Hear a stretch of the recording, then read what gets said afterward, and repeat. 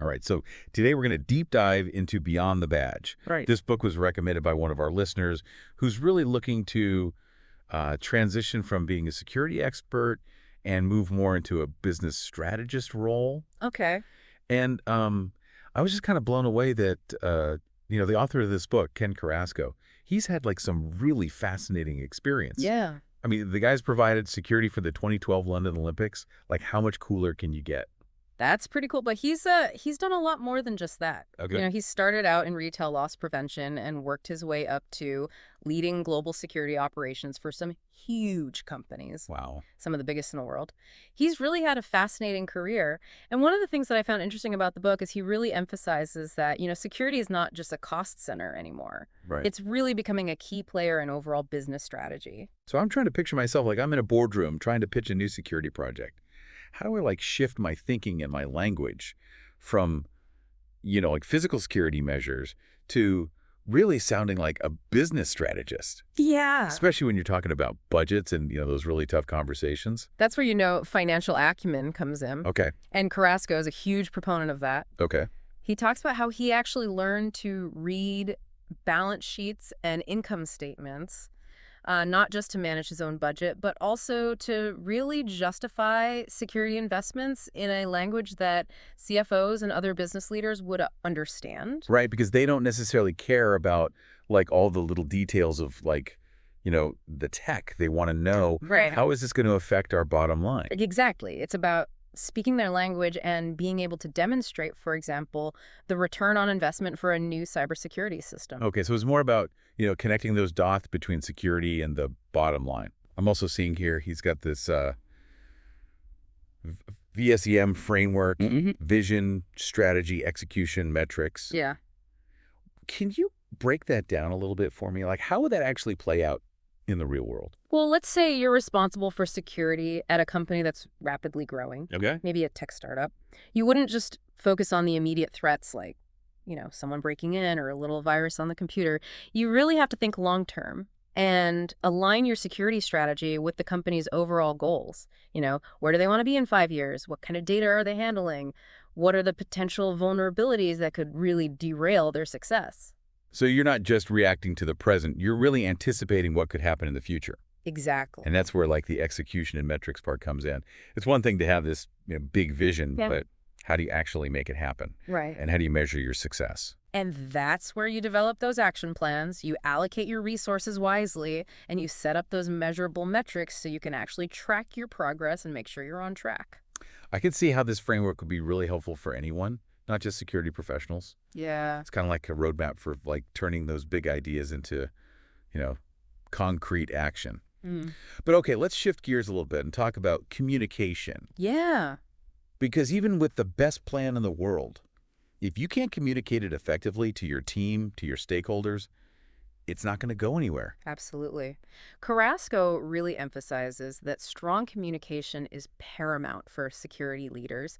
Yeah. You've got to be able to explain these complex issues to people who maybe don't have that technical background. Right. You have to persuade people to buy into your vision and navigate those sometimes difficult conversations. You have to do it with diplomacy and tact. That's where I struggle sometimes personally. I'm all about clear communication, but how do you balance that with the need for confidentiality, especially when you're dealing with some really sensitive information? That's a great question, and Carrasco addresses that head on. Okay. He says, look, you build trust, you build credibility, you handle that sensitive information discreetly, and you also got to know your audience. You don't talk to your team the same way that you talk to the board of directors. Totally. And that kind of ties into, his emphasis on building and leading these high-performing teams. Because you can have all the technical skills in the world, but if you can't lead a team effectively, if your team isn't functioning as a unit, you're not going to get very far. Right. So what are some of his key insights there on the team leadership front? He believes in fostering a culture of collaboration and shared vision. It's not just about barking orders.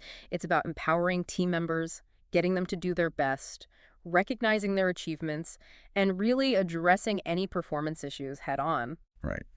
Because if there's a lack of communication or, people aren't feeling appreciated, they're not going to be motivated to do their best. Right. So it's creating that environment where everyone feels valued. Exactly. And he talks about giving clear, balanced feedback, both positive and constructive, Yep. and really helping your team grow, helping them develop their skills. Okay, so we've got financial acumen, we've got strategic thinking, we've got communication, we've got team leadership. But let's face it, there's always going to be those tricky situations. Right. What about like office politics? Yeah. Those difficult conversations that nobody wants to have. Yeah. How does Carrasco advise us to approach those? He recognizes that organizational politics, they can be tricky to navigate, Yeah. but he doesn't advise avoiding them. He says, look, understand the power dynamics, Yeah. build alliances, engage with the stakeholders, be assertive, but don't be aggressive. Focus on solutions, don't blame, and always be professional. So it's like even in those really high pressure situations, be strategic, but also be tactful. Don't get caught up in the heat of the moment, Right. but take a step back and look at the bigger picture. And remember, it's not just about surviving the politics.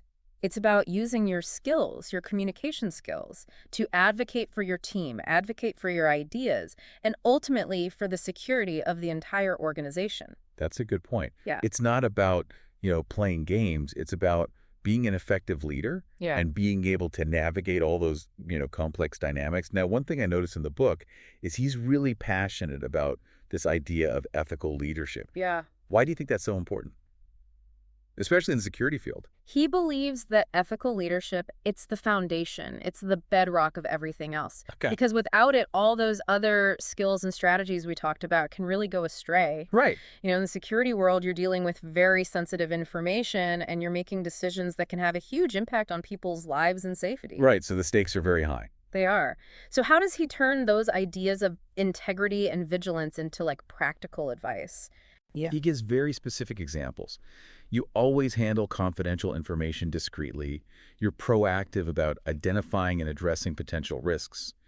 And probably most importantly, you lead by example. You walk the walk. You don't just talk the talk. It's not just avoiding bad behavior, but you're actively promoting ethical behavior. Right. You're setting that tone for the whole organization. Exactly. And that really resonates throughout the entire book. He's challenging security professionals to think bigger, to see themselves as ethical leaders, and not just protecting assets, but really shaping the culture and the values of their organizations. I love that. It's really, expanding your role and recognizing that impact you can have as a leader. Exactly.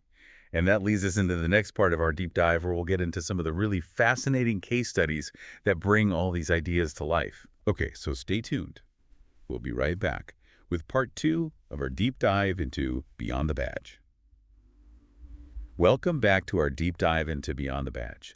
Last time, we were talking about ethical leadership, and I'm curious to see how these principles play out in real life. I'm always a little wary of case studies. Sometimes they feel, a little too perfect. I get that. What if we think about these case studies not of step-by-step instructions, but more like sources of inspiration? How did these people take these core ideas and actually put them into practice? Okay, yeah, I like that approach. So less about copying exactly what they did and more about understanding their mindset. Right. So what kind of transitions are we talking about here? Well, the first one is about a former security director for a huge multinational company who decided to get this launch a tech startup. Wait, hold on. From security director to tech entrepreneur. Yeah. That's a pretty big leap. What was his aha moment?